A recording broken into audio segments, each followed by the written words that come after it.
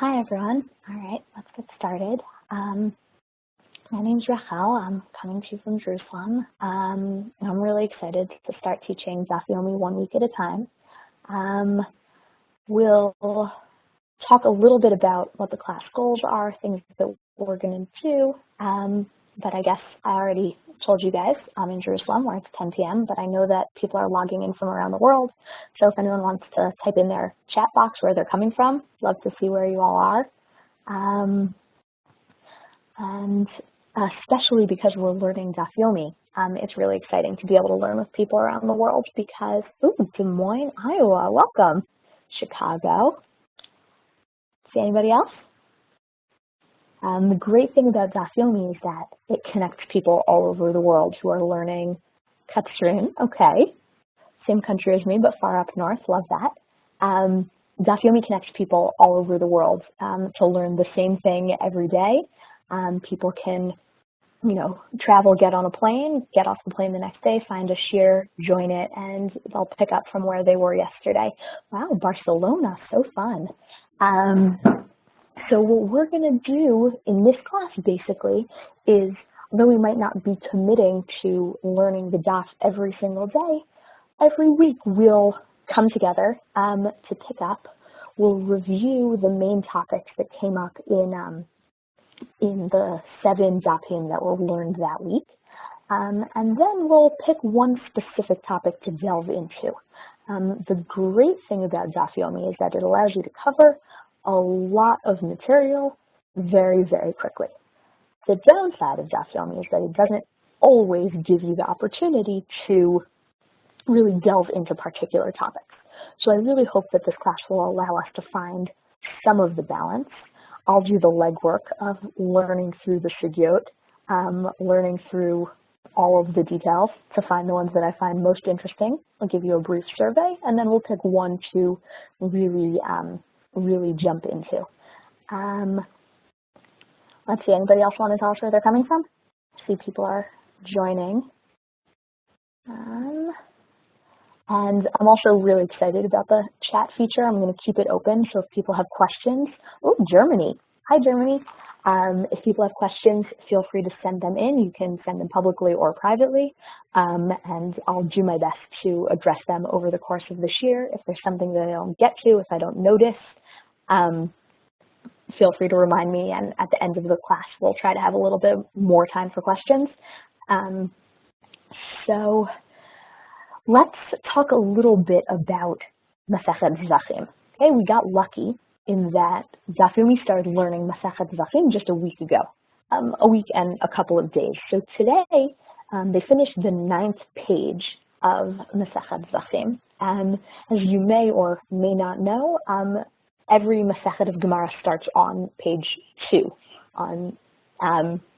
which means that there's never a page 1. So there's 2 through 9 to talk about today. But what is Masechet Zevachim? So Zevachim literally means sacrifices, and it discusses the various kinds of sacrifices that are brought in the Beit HaMikdash. It's particularly fun to learn about this, specifically because it's so not really relevant to our daily lives, which gives it a particular Torah Lishma feeling. Zevachim is part of Seder Kodshim, one of the six orders of the Mishna, and it's referred to as Seder Chochma, the Seder of wisdom. Often people say that that's because it requires a particular amount of wisdom to learn it and to understand it. So with help from God, we'll attempt to use all that wisdom, pull it together to learn through a bit of Masechet Zevachim. Now, as I said, generally, we'll spend about the first 20 minutes of class going through topics that came up over the course of the dafim that week, and then we'll spend about 40 minutes having a shir on one particular topic, looking at a few sources inside, and pushing ourselves to understand it on a more deep and intense level.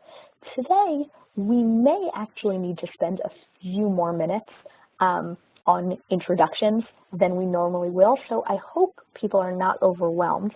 But I'm going to click through to the next slide here to show you a couple of things we need to know before we get started.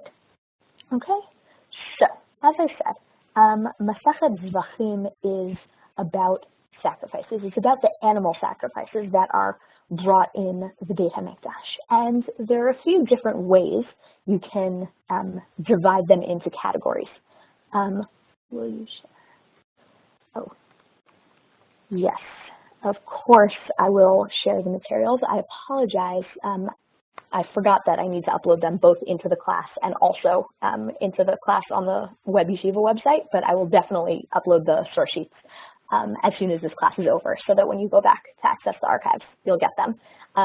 But right now, let's look on together. So there are 7 different types of Zevachim in the breakdown that I like the best. Again, we can talk about other types of breakdowns, and in fact, we will. So we're going to very quickly talk about the 7 different types that we might encounter. Some of them are more famous, some of them are less. They all have different details, they all have different rules, many of which we will encounter over the course of the next few weeks and months that we're learning together. So we're going to go through them. I'll give you 1 or 2 pieces of information about each.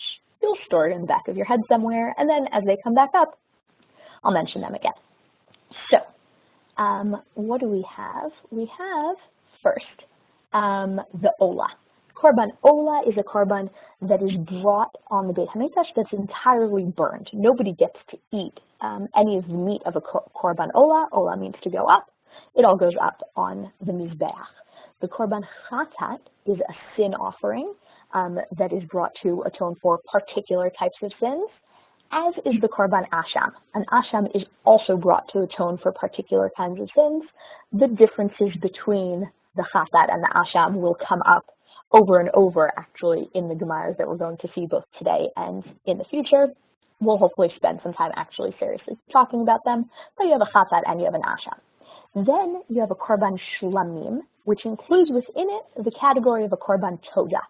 A Shlamim is a Korban that is shared between the Baal of the Korban, the person who brings the Korban. Kohanim also eat pieces of it, and part of it is burned on the Mizbeach in the Beit HaMikdash. It's often brought as a celebratory kind of korban, and the Toda particularly is a thanksgiving offering that's brought when somebody feels like they need to thank God for something. Okay, that's the Korban Shlamim. Then the next 3 categories are smaller, more specific categories. You have the Behor, which is the oldest, the firstborn animal, which is brought as a korban in the Beit HaMikdash. You have Maaser Behema, which is the animal tithe. 1/10 of the animals born to a person are brought to the Beit HaMikdash as Maaser Behema. And we have the Korban Pesach. Korban Pesach, which is brought by everybody only on 1 day a year, in fact, only during a few hours on Erev Pesach. So those are our 7 types of Zevachim. Anybody have any questions? I'm throwing a lot at you.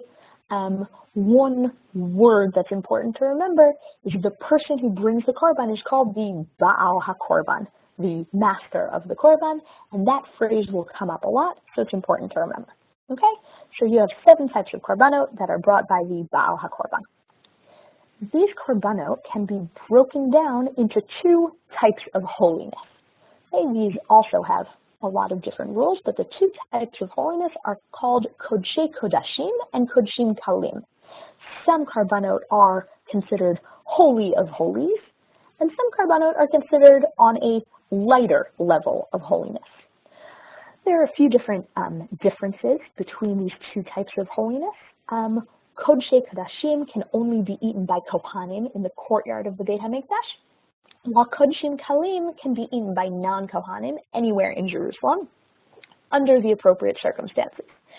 Each of them also has specific rules about when you can eat the korban, so both where and when, and who can eat the korban. All have a lot of specific rules surrounding that. Okay, so those are 2 different types of holiness, and as they relate to our previous conversation about 7 types of Zevachim, so an Olah, Chatat, and Asham, the first 3 are considered Kodshei Kodashim, and the last 4 are generally considered Kodshim Kalim. Shlamim and the Pesach, for sure we know, were brought specifically to be eaten by the Baalim, right? That's the whole point of bringing a Korban Pesach. You bring the Korban, you leave some of it on the Mizbeach, but you bring it home for your Pesach Seder. Okay, what's next? The next thing that we'll encounter over and over as we learn through our Masechet is that there are 4 essential avodot, services, acts that are done on korbanot, right? An animal does not become a korban. It can't be brought on the Mizbeach or eaten as a korban until the following 4 things have been done to it. Number 1, shlita, the slaughtering of the korban. Number 2 is kabbalat hadam, which is the collecting of the blood from the animal in a vessel, right? You shecht the animal, you catch the blood in a vessel. Then holachat hadam, which means walking the blood, carrying that vessel from wherever the animal was slaughtered to the Mizbeach. And then zrika, the sprinkling of the blood on the Mizbeach. People often think that the most important part of of bringing a korban is the shechting of the animal, is the actual killing of the animal. Some people think the most important part is burning part of it on the Mizbeach, but it's actually the sprinkling of the blood on the Mizbeach that sort of completes the process of bringing it as a korban. So these 4 avodot need to be done so that the korban is considered a korban, which means that it can be eaten. It can have all of the things that need to be done to it. Now, why is this important? We'll see it come up in a whole bunch of different contexts. One thing that is just important to keep in mind in the back of our heads is that only korbanot are allowed to be brought on the Mizbeach. Now, that seems very, very obvious, but it's important to realize that an animal that maybe was shechted improperly or maybe had things done incorrectly, it would be very obvious to us that they would not be allowed to be brought on the Mizbeach. So these are the 4 categories where you could have a potential problem in bringing that animal as a korban. Okay, we're almost done with our introduction. There's one more introduction, and that is the category of pigul. Okay, now this actually doesn't come up explicitly in the Gemaras that we're going to look at today, but it is in the back of, it's supposed to be in the back of our heads. The Gemara assumed that we knew about this concept, so we're going to learn about this concept. Pigul is a korban that was, that one of these avodot was done while the person doing the avodah had an improper thought about the korban. There are 2 types of improper thoughts. They relate to the rules I mentioned with regards to Kadshei Kadashim and Kadshim Kalim. The 2 types of thoughts that can create pigul are la'achar zmano, a person who kills the animal and says, oh, I plan to eat this korban 3 days from now. Now, a korban that's brought can't be eaten 3 days from now. Most korbanot need to be eaten either that day or the next day. So a person who plans to eat a korban after they're already not allowed to, if they were thinking about that while doing the avodah, then that korban now is totally pashul. That korban cannot be brought to the Mizbeach. Similarly, if the person shechting the korban says, you know what, I'm in the mood to have a picnic, I'm going to kill this animal, and then I'm going to take a bunch of the meat, I'm going to pack it up, and I'm going to go on a tiyul to somewhere outside Yerushalayim. I'm going to take it to Modi'in. Somebody who has that thought in mind when they shech the korban also creates pigul, creates a korban that is pashul, and that korban now is not allowed to be brought as a korban anymore. So both of those rules relate to the rules we mentioned before. Korbanot have a lot of rules, and a lot of them are totally unfamiliar to us. A lot of them make sense. Some of them maybe make a little bit less sense. One of the things that we're going to do today and over the course of the next few weeks is try to put ourselves into the mindset of korbanot a little bit more. Try to put ourselves into the mindset of understanding where these rules come from. We're going to see a lot of what the Gemara does on the Zapim that we learned this past week, are asking for sources. How do we know this rule? Where do we learn it from a pasuk? And we're also going to look at how these rules are similar to and also different from rules that apply to other areas of halacha. That's going to be a big question as we go through a lot of these halachot. Is this true for all areas of halacha, or is this a din, a rule that's specific to kodshim? Okay, so that is our introduction to Masechet Zevachim. We haven't even fully gotten started yet, but hopefully this introduction will put us in a good position for moving forward. Does anybody have any questions? I have the chat box open right here. No? Okay. So we are going to turn the page. There we go. All of the dapim that Daf Yomi learned this past week are all based on, they're all based on the first Mishnah in the Masechet. So I thought we would learn that first Mishnah together. The Mishnah says as follows: Kol hazvachim shenizbechu shelo lishman ksherim. All karbanot. Does everybody see where I am? I'm not sure if you can see where my mouse is. I can put a little arrow. Oh, okay. Hold on. Let me see if I can move that. Okay. We're just going to start reading from right below. Great. We're starting to read from right below the arrow, and I'll try to move it down as we move. This is my first time doing this, but it seems to be working pretty well so far. So thank you, everyone, for your patience. So the first Mishnah in the Masechet Zevachim starts: Kol hazvachim shenizbechu shelo lishman ksherim. All karbanot that were shechted, nizbechu is another word for shvita, that were killed, shelo lishman, not for the purpose for which they had originally been separated, ksherim, they are still a kosher karban. Okay, they are still valid. Shelo alu leba'alim l'shem chova. However, they do not count. They do not count for the Baal. The Baal, meaning the person who was supposed to bring the karban. If he had an obligation to bring that karban, it doesn't fulfill that obligation.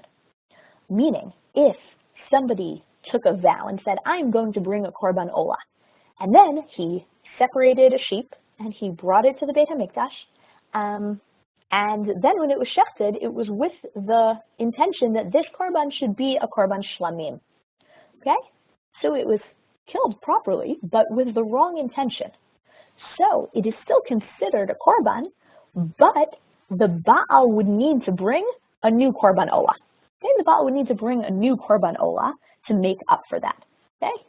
This is true for all korbanot, chutz min ha-pesach u'min ha-chatat. There are two exceptions, which is a korban pesach and a korban chatat. Ha-pesach bizmano, va-chatat b'kol zman.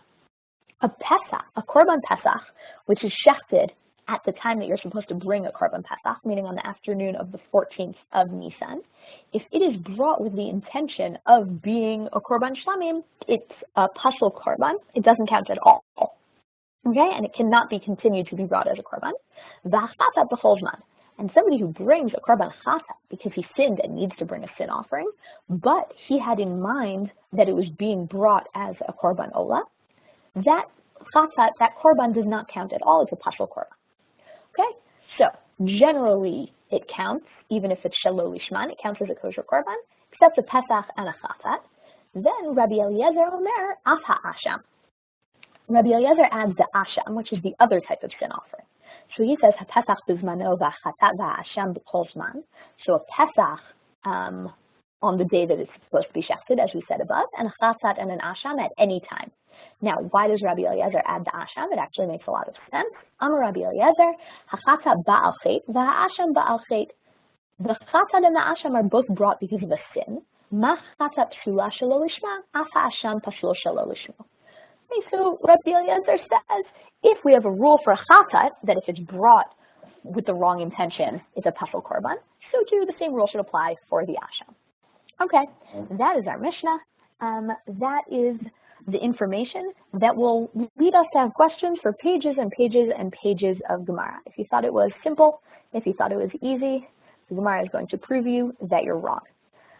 So what we're going to do now is look at excerpts from the next few pages of Gemara. Okay, these excerpts are meant to basically just show you what kind of topics come up, and one of the topics that we're going to mention is going to be something that we'll do a little bit more of a deeper dive into. Okay, as I said, Today's class is going to be slightly more introduction and slightly less depth, but hopefully you'll have patience and you'll think it's worth coming back next week. So there's one line on Daf Bet, which, as I said, is the first Daf in the Gemara. There's no Daf Aleph, where Rava makes an extremely important point. Da'amar Rava, Ola shashchata shelo lishma, asur lizrok dama shelo lishma. Rava says if you have a korban ola, which was shechted not for its purpose, meaning the person shechting the animal, which usually is a kohen, if the person shechting the animal thought that it was meant to be a shlamim when he shechted it, asur lizrok dama shelo lishma. When the blood is sprinkled, it should be done lishma, meaning they should fix the intention. They should make sure that when they sprinkle the blood, they have in mind that it's an olah. They shouldn't say, oh, I thought it was a shlamim, let's keep thinking that it's a shlamim. Okay, this is a very important rule. On the next page, I actually brought this, a longer excerpt from this because I thought it was very funny. Actually, occasionally the Gemara has funny things. The Gemara says, Amrli Ravina l'Rav Papa. Ravina said to Rav Papa, Lo havi gaban ba'orta b'tchuma bechormach. Dirami Rava mile ma'aliyata ahadadei v'shani lehu. What does Ravina say to Rav Papa? He says, it's such a shame you weren't around on Shabbos because Rava asked an amazing question and gave a really good answer. Okay, he's sort of like, I don't know about mocking him. He's saying, you know, it's really a shame you missed out on a great shear. Okay, what was so great? So the Gemara says the following rule. What was the great thing he learned? The Mishnah says all Zevachim, all korbanot that were shechted with the wrong intent, and we saw the continuation is that they're kosher. Taima d'shalo lishman. That means if they were brought really not with the right intention. Hastama, what if they were brought without any particular intent? Alunami l'ba'alim l'shem choba.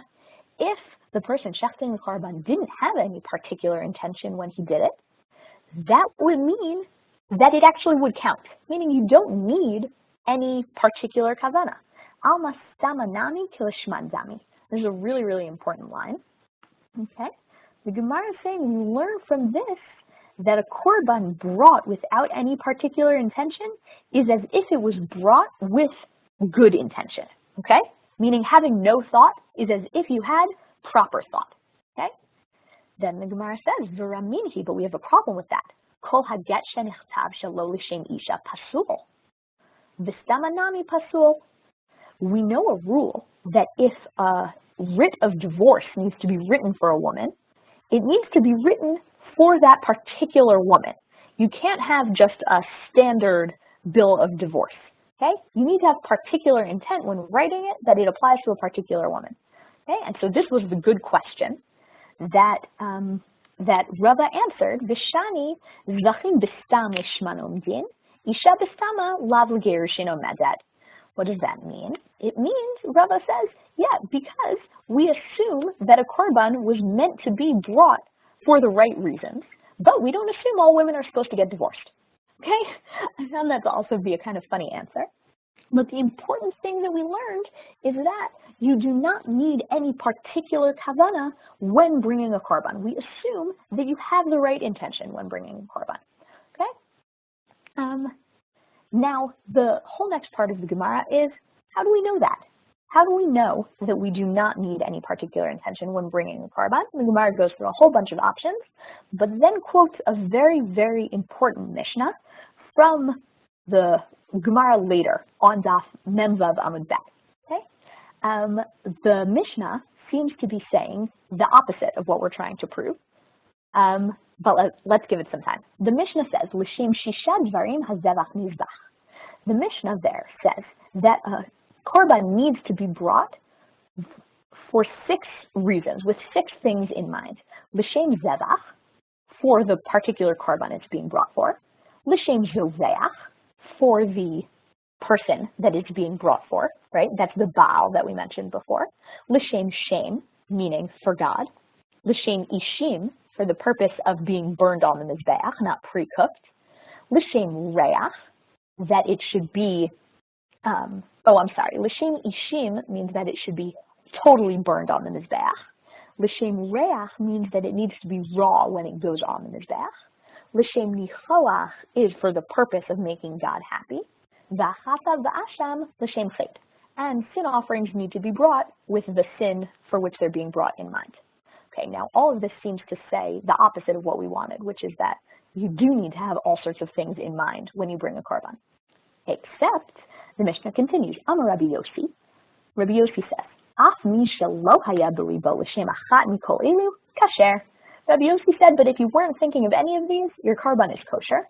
Shetnai beit din hu, because beit din made a rule. Beit din basically said, you know what, it's better that you don't even need to have any of these things in mind, because if you don't have anything in mind, it's fine. But if you have the wrong thing in mind, it messes up your korban. So you know what? Let's just have stam in mind. Let's just assume that the korban is being brought for all the reasons that a korban is supposed to be brought. It's not too complicated. It makes everything easier. So the Gemara says that Mishnah and the T'nai of Beit Din, the condition of Beit Din that Rabbi Yossi mentions, that proves to us that you don't need to have any particular intention when bringing a korban. Okay? Now we're going to turn the page.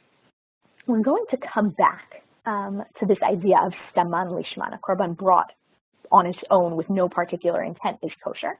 But I want to just show you a couple more things that are mentioned in the next few dapim of the Gemara.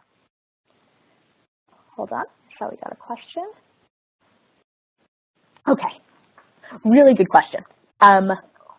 What do you mean thinking of nothing? So I should have clarified, and in fact the Gemara does mention, when you decide to bring a korban, you separate the animal with intent in mind. You say, I'm going to buy this goat to fulfill the korban chatat that I need to bring, because I know that I was mechal Shabbos by accident. I did something I wasn't allowed to do. Now I need to bring a korban for that. But when you get to the Beit HaMikdash, the idea is that even if you're not specifically thinking about why you need to bring that korban right now, the fact that you had it in mind at some point means that your stam, your abstract, nothing particular in mind thought is enough. Yes, of course, if you showed up with a random animal and didn't have any plan in mind, then that wouldn't be enough. But if you had it in mind at any point, we assume that you're following through with what you were doing. Many people who bring korbanot are bringing korbanot to fulfill some sort of obligation that they either incurred by sinning or incurred because they took a vow that they were going to bring a korban. Or, for example, a korban Pesach. Right? Everyone needs to bring a korban Pesach. If you show up with your goat that you separated to be a korban Pesach on the 14th of Nisan, we assume that it's because you want to bring a korban Pesach. We don't assume that you're trying to do something else, and therefore you do not need any particular thoughts in mind when that korban is actually brought. Okay, I hope that answered the question. Now let's move on to a list of questions that are brought starting on Daf Daled, on page 4 of the Masechet. Now, what I did here was I basically brought a whole list of questions with no answers to give you a sense of what happens over the course of the next few dapim. The Gemara basically wants to source all of the assertions that it already made. So it goes through to ask questions about how do we know that we need all of the types of korbanot and all of the types of actions to have proper kavanah, or at least not to not have proper kavanah. I know that that was a double negative. The idea is that how do we know that improper kavanah at any stage of any type of korban will mess up that korban? Okay? So the Gemara asks, Minalan deba'inan zvicha lishma. How do we know that the shechting of the animal needs to be with proper intention? Ashtechan zvicha shar avodo minalan. So the Gemara went through and found a pasuk to prove it for shechting. So now we know that it needs to be shechted with the right intention. What about the other 3 avodot, right? We mentioned that there are 4 things that need to be done for a korban. How do you know about the other 3? Okay? Ashtechan shchita v'kabala. So we found 2 more. Zrika minalan, holacha minalan. We keep going through. Okay, now we've proved all of the avotot. The ashtechan shinoi kodesh, shinoi ba'alim minalan. Maybe all of the things we just proved were that if you did any of those avodah with the intention that you're bringing the wrong kind of korban, it would mess it up. But what if you had the wrong person in mind? Meaning, what if you're a Kohen who's shechting an animal for somebody and you think that it's somebody else's? How do we know that that messes it up?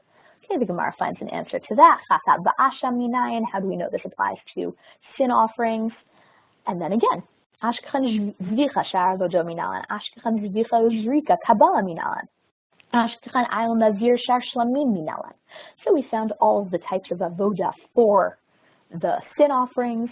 Then we found for the specific korban that a nazir brings. How do we know it for other korban shlamim?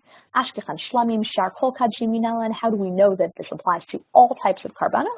So finally, at the end of 2 dapim of question, the Gemara says, Ela amarkra, zot, I apologize, that gimel is not supposed to be there. You see that letter gimel? That's not supposed to be there.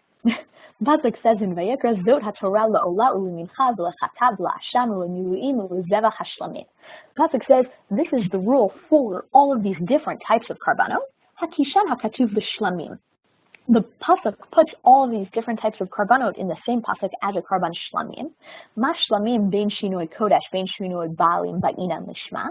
Just like a shlamim, we already proved that you can't have improper intention with regards to what kinds of karban it is or who the owner of the karban is. Af kol bein shinoi kodesh bein shinoi balim ba'ina mishma. So too with all types of karbanot, you cannot have improper intention for any of those. Okay. So that's kind of an insight to one of the classic things that's going on these dapim, is the Gemara sort of looks at the Mishnah and says, but how do I know? Okay, and if you learn through the Gemaras inside, you'll get a really good sense of the psukim that they quote over and over. Often they are psukim mostly from Vayikra. Okay, another line that I liked, another cute story. Rami Reish Lakish al ma'ohi be midrasha umakshi. Reish Lakish lay on his stomach in the Beit Midrash because he had a question that bothered him so much. Okay, move on. Daf Hey, he asked the following question: Im ksherim him yiratzu, then ein meratzin lama ba'in. Reish Lakish asked the following question, which was: we already said that a korban that's brought with the wrong intention in mind, you're supposed to still finish bringing it as a korban, but if you needed to bring a korban, you need to bring a new one. Reish Lakish says, but why? If it's a good korban, so then it should fulfill what it needed to be brought for. And if it doesn't, so then why do we even bother continuing to bring the korban? Okay, now the rest of that daf continues to answer that question, so I actually did not bring the answer. But I thought it was a really good question. If anyone's really interested, I'm happy to show you the answers later, but there was no one simple answer, so I brought it just as an example of a good question that was asked. I'm going to do that again in 2 more minutes, bring another question to which I will not bring an answer. I hope you're okay with that. Okay, a piece I liked from the next Amud has to do with the korban that's brought by a yoledet. A woman who has a baby needs to bring a korban ola. What happens if a yoledet dies before she's able to bring a korban ola? Okay, the answer is that her children are supposed to bring the korban for her. So the Gemara says, Amar lahen Rav Ada bar Matna, Rav Ada asks, Yoledet im hi yalda baneha mi yaldu. Says, a woman who gave birth, well, she gave birth, but did her children give birth? Why do they need to bring the korban? Matkif la Rav Asi, Rav Asi responds back, Uman lemalan di'ika kama ase gaba lo mitkapra. Okay, let's pause for a second. The korban ola that a woman brings after childbirth is not to fix a particular sin that she did. The ola is, it atones for a mitzvah aseh that somebody did not do, a positive commandment that someone was supposed to do but didn't for whatever reason. So if you bring a korban ola, it atones for that mistake that you made.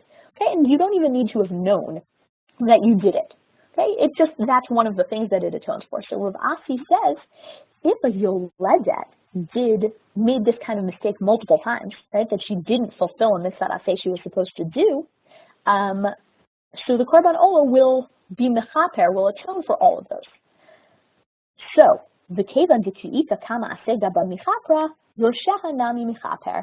He explains, Rav Asi, that since the korban ola could be mechaper for multiple sins for this woman, it also could be mechaper for sins for her children. He explains that it's not a particular sin that it's mechaper for, and therefore her children could get kapara for it. However, the Gemara goes on to explain that generally, children do not bring the korbanot of parents who have passed away. Generally, it doesn't work like that. It's just particular to a yoletzet. Okay. The next one is another good question to which I'm not going to bring the answer.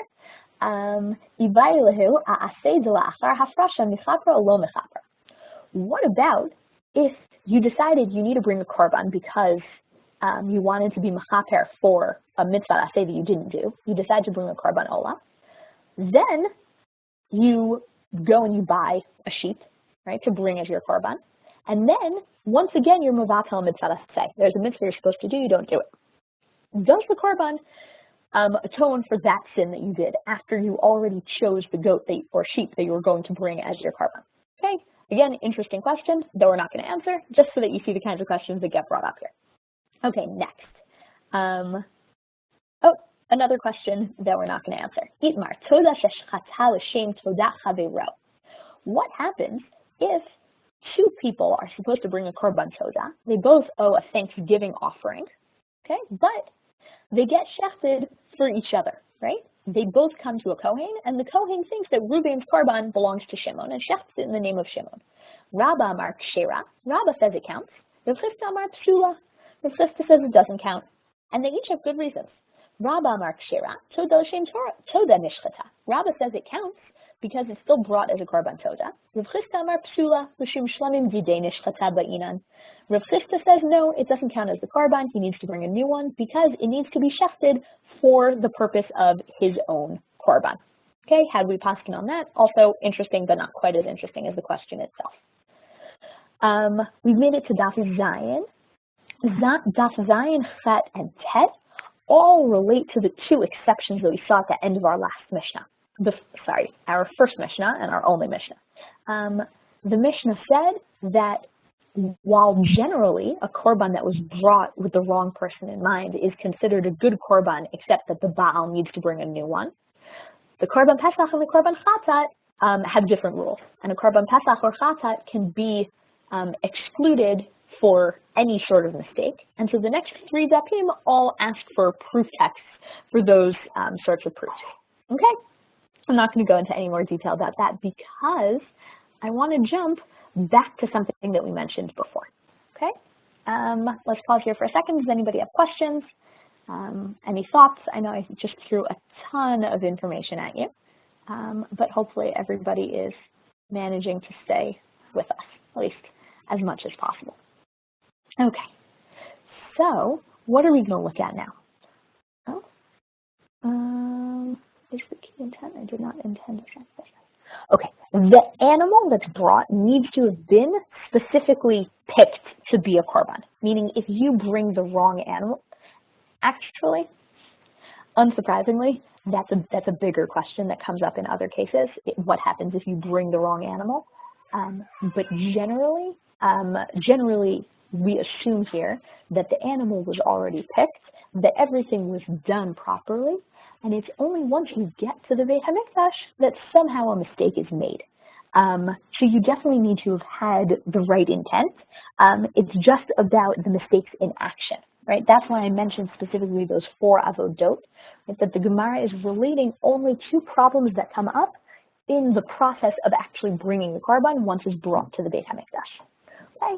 And so one of the things we already saw was that if you don't have any kavana, right, you just have stam kavana, meaning you just weren't thinking about anything in particular, and we assume that you're doing everything based on what you had said before, right? You had been machal Shabbos, so you're bringing a korban chatat to be mechaper for that.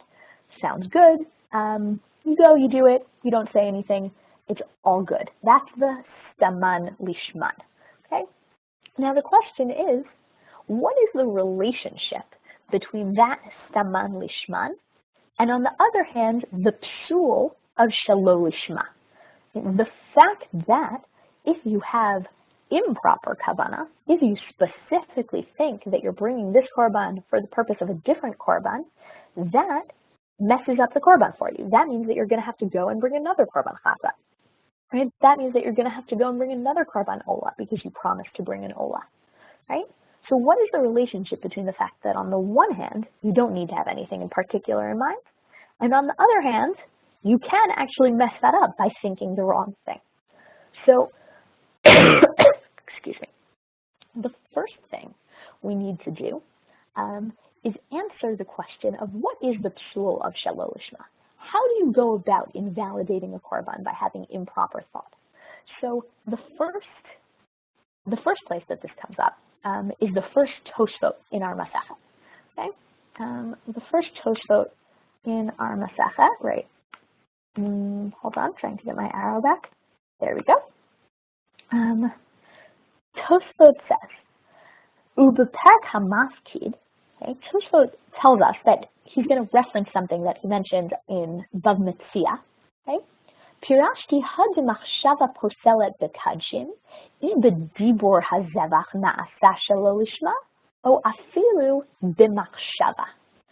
Tosfot says, wait, when you have the wrong intent, does that mean that you needed to say something out loud? You needed to say, I am bringing this korban as a shlamim, even though really it was meant as a chatat?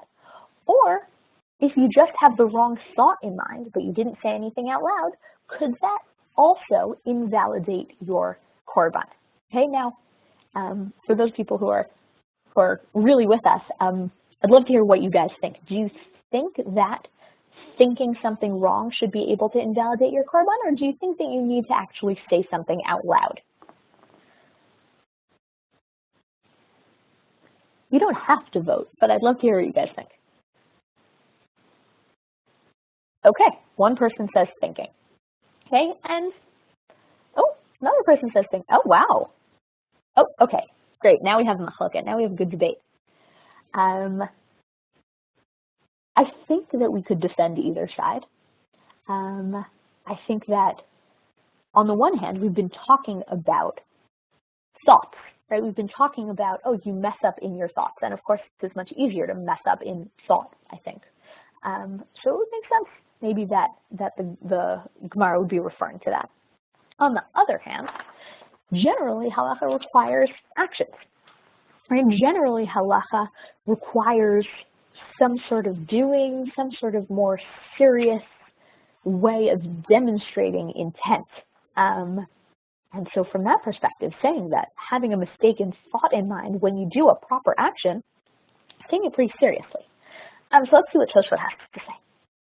So Tosfot in Masechet Bav Metzia was talking about the concept of shlichut yad. Anybody ever heard of the concept of shlichut yad?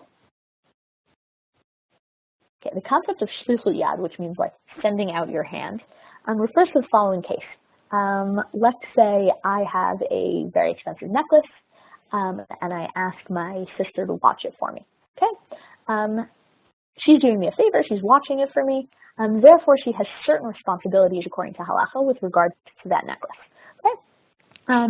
However, if she were borrowing the necklace, she would have an even higher level of responsibility for taking care of it because she's borrowing it, right? So what if I tell her, can you just watch this for me? But she thinks, you know what? I have a wedding tomorrow night. I'm actually going to wear the necklace. She's never going to know, okay? From the moment that she has that thought of lishloach yad, to use the item that she's watching, her responsibilities are now bumped up, and she needs to take care of it as if she were actually borrowing it, not just watching it for me, okay? That's the context in which Tosfot is talking. Tosfot says, "Hachoshev l'shloach yad, ha'machshava habe dibor." Tosfot says, when it says a person who intends to use that item, it's referring to somebody who actually says that out loud, okay? And then he says, "V'chein machshavet pigul nami have bedibur v'lo belev." Okay, he says, and similarly, if you think an invalidating thought with regards to a korban, these are the ones that we were speaking about before, right? Pigul is not thinking that it's the wrong korban, but planning to eat the korban in a time or a place that you're not allowed to. Tosfot says that's only if you actually say it out loud. Okay, Tosfot says even though we call it machshava, it really means saying it out loud. And Rashi says the same thing. Rashi later on in Zevachim says, "V'kol machshava dekadshim motzi bepehu."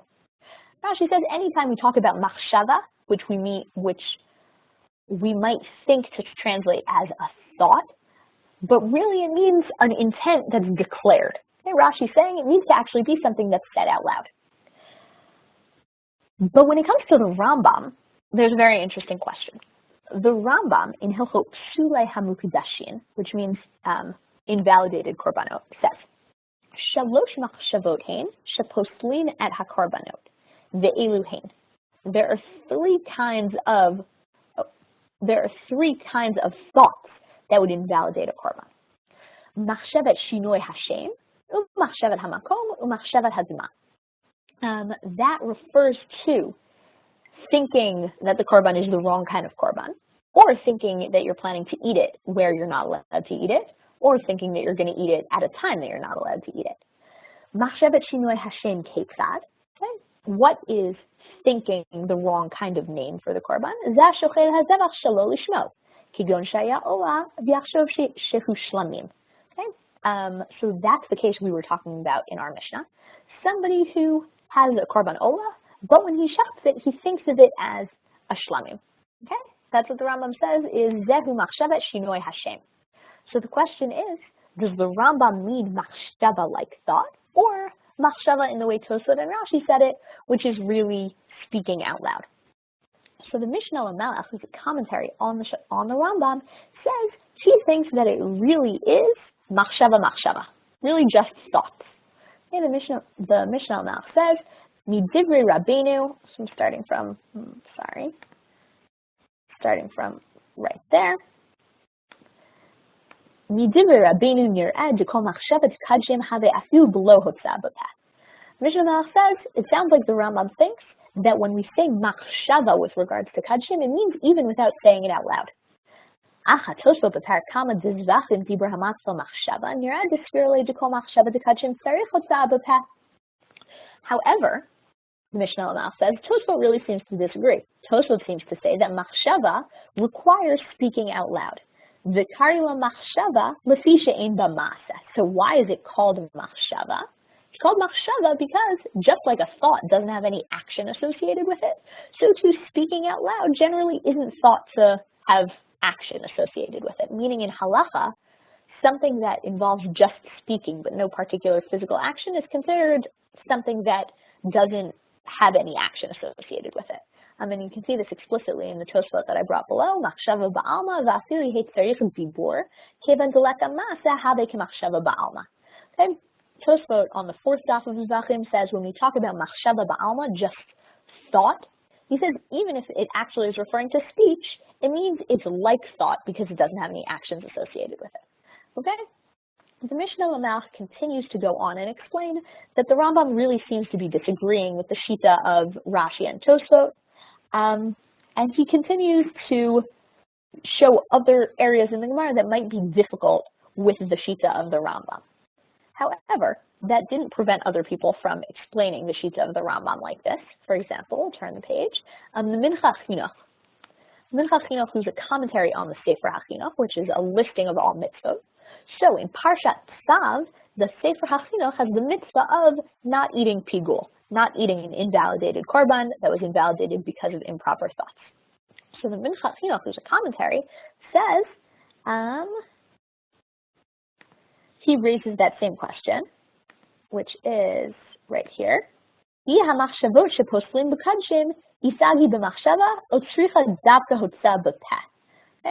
says we have the same question here. Does machshava with kadshim mean just thinking, or do you require actual speech? The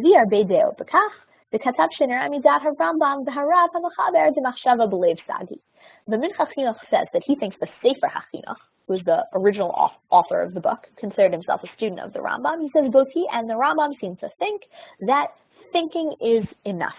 Okay? The Meiri holds this same shita. Okay, the Meiri here, which we're not going to read inside, the Meiri says that the same thing is true. Actually, we'll read the first line. Kol ma shebe'arnu b'machshavet kadshim, eina tzricha hotzat peh, hein machshavet pigul, hein machshavet psul, hein b'korban pasach, hein b'shar karbano. The Meiri says everywhere that we talked about machshevet kadshim, everywhere we talked about having intention about kadshim, it doesn't require saying anything out loud.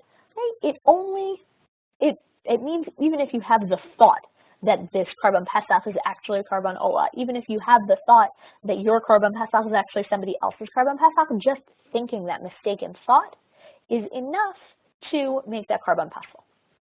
Okay, now, how does this relate to what we were talking about before with regards to Staman B'Kadshim? Okay, we have a little bit of a problem here, okay? Because if the standard is that even if you don't have any intention with regards to your Korban, right, and you just sort of assume that everything follows what you had originally intended, then how is it that just a thought that you have in your head could be enough to undo that? Okay, so this relates to the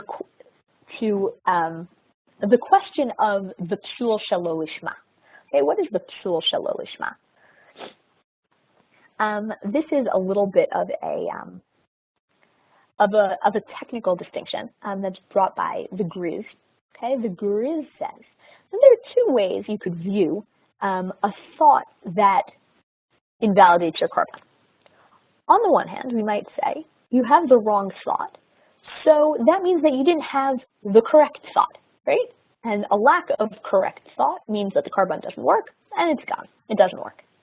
However, we might say that it's stronger than that.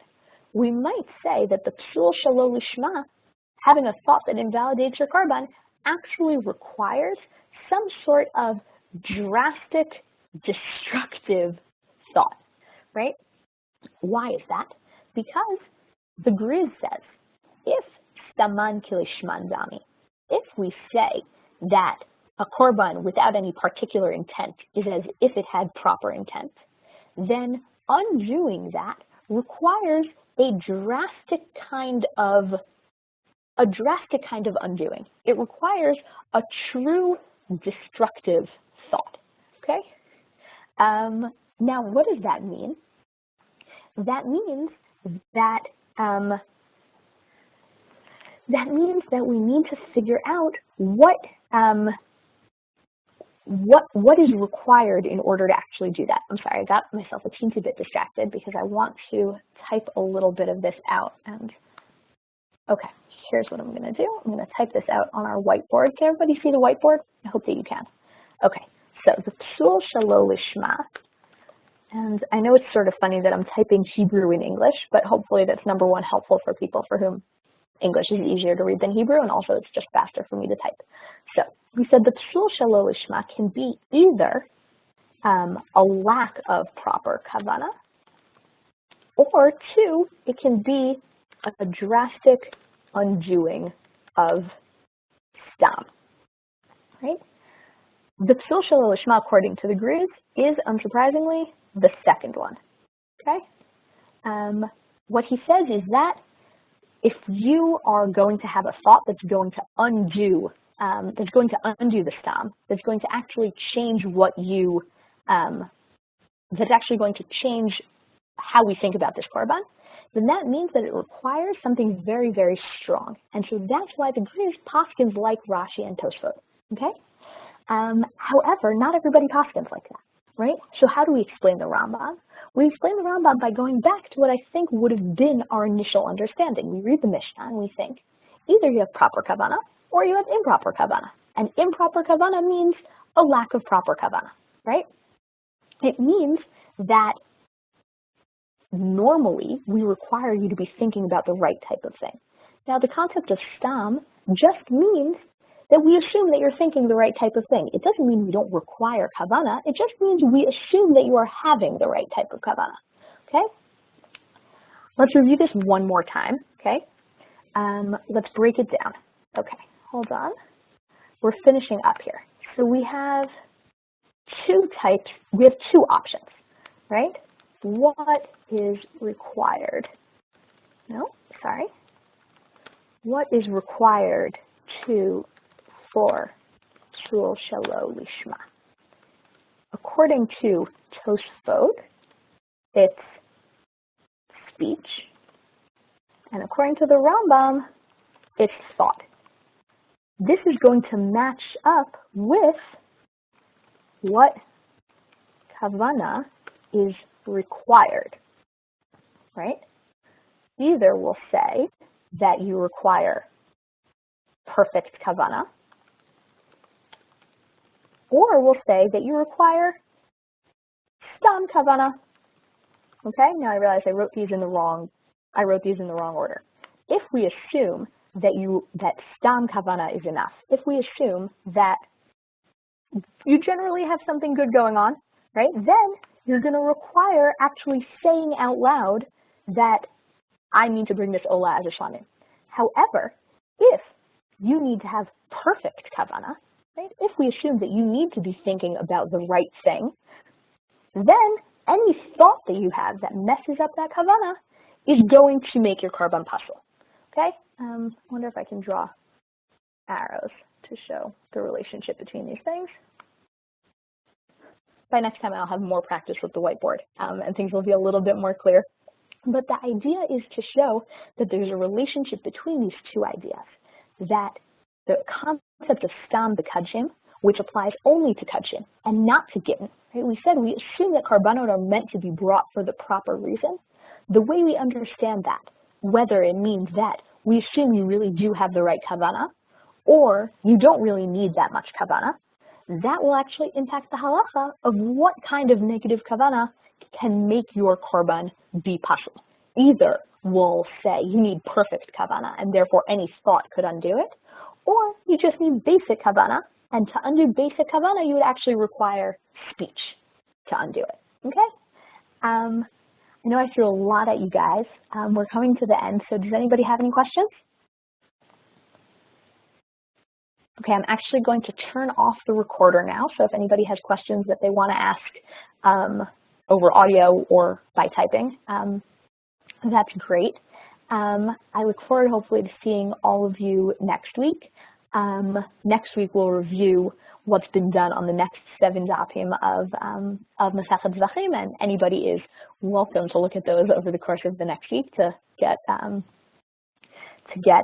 some previews, and you can even come with questions if you have on the next few Zevachim.